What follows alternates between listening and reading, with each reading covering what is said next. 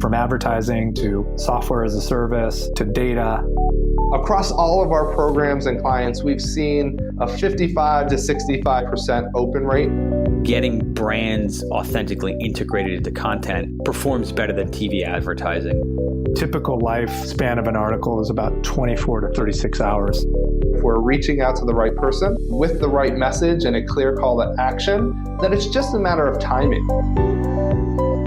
Welcome to the MarTech Podcast, and I Hear Everything production. In this podcast, you'll hear the stories of world-class marketers that use technology to drive business results and achieve career success. We'll unearth the real-world experiences of some of the brightest minds in the marketing and technology space so you can learn the tools, tips, and tricks they've learned along the way. Now here's the host of the MarTech Podcast, Benjamin Shapiro. Welcome to the MarTech Podcast. I'm your host, Benjamin Shapiro, and today we're going to discuss the efficacy of loyalty and rewards programs.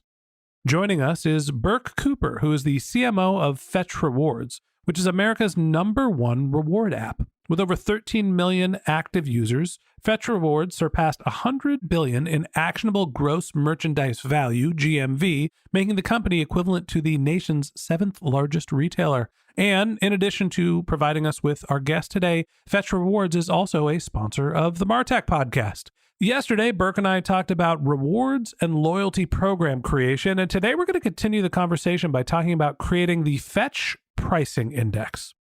All right, here's the second part of my conversation with Birk Cooper, the CMO of Fetch Rewards.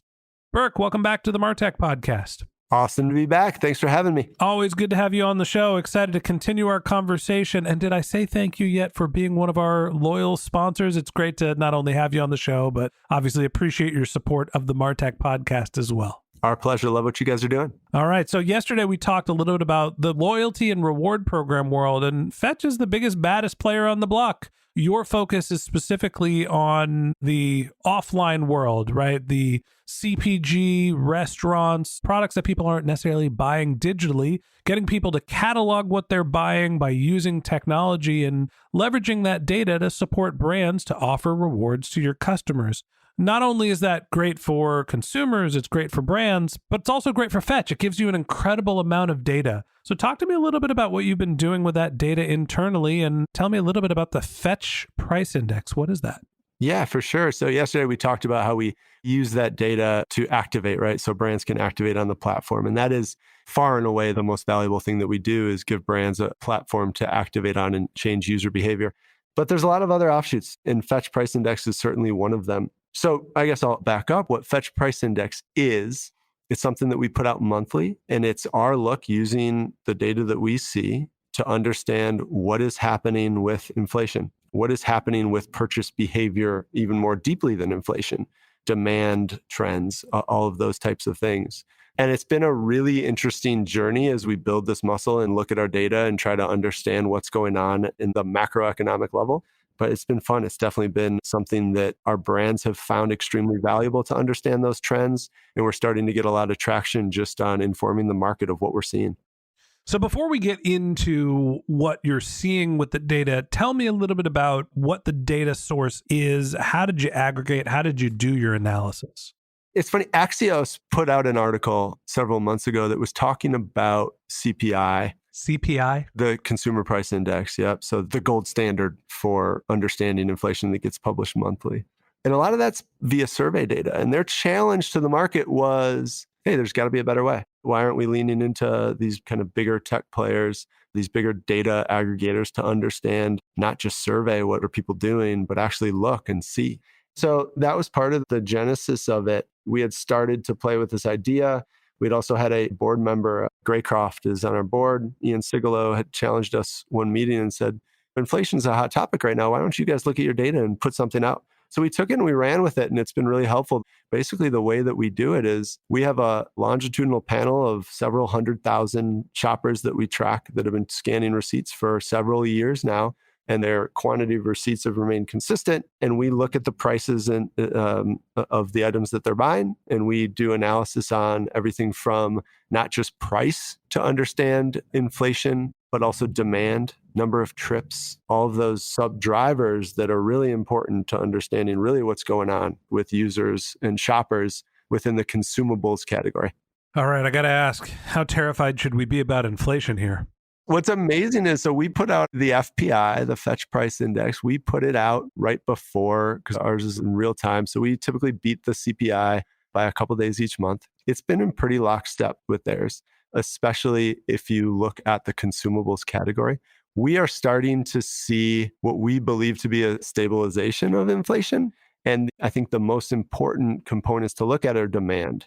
So everybody knows that demand has been through the roof. It's been one of the reasons that prices continued to stay high is because the demand was there. So there was pricing power. We're starting to see demand start to wane. And I think this is something that we bring within the Fetch Price Index that's really powerful is it's not just looking at inflation and pricing, it's looking at the drivers. So we saw for a while, as an example, we saw that shoppers were taking more trips, but buying less items. But overall, they were buying the same amount. So we thought that was interesting, an interesting dynamic that we saw.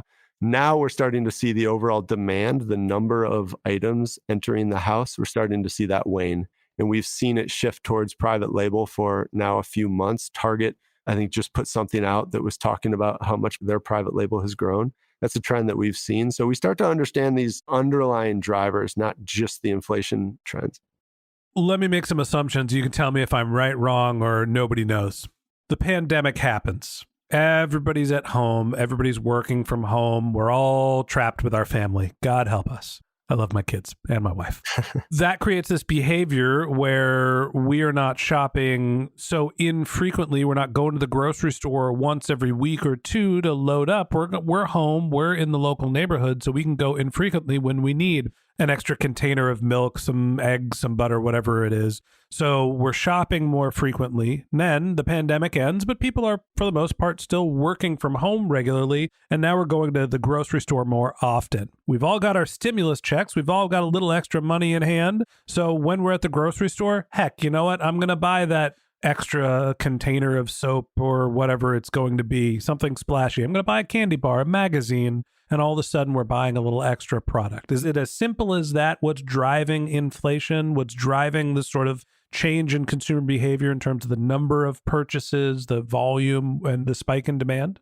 Very complex question. There's a lot of people much smarter than me tackling the intricacies of exactly what's happening. But you have the general story right. Look, during the pandemic, demand was through the roof, right? People couldn't keep stuff on shelves. And if you think about all the other expenses that were going away, people weren't driving, gas is down.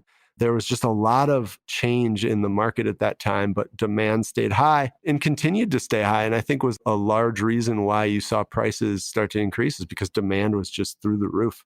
But we are now starting to see demand wane. And I think it's going to be a really important component. I think probably the most important part of the Fetch Price Index that we put out each month is the drill down into demand and what that is looking like, because that's what's kind of ruling the day right now on brands and retailers and what they're doing with pricing. All right. So we've seen that the demand is increasing. Now, I want to tell you, I'm not an economist, but I did take 2 economics classes in college, so that almost makes me an expert. I know that there's demand, which is very important, and then there's the flip side of supply, and that's about the extent of my understanding of the economy. We saw an increase in demand. We also saw a decrease in supply because of COVID, supply chain constraints. Have we started to see supply normalize, and is that what's starting to level out what we're seeing with our pricing? My understanding is that supply has begun to catch up to some of the issues that they were having, certainly during the pandemic, as products are flowing more freely to shelves. If that demand stays high, like previously, demand generation wasn't a problem. It wasn't a thought for brands.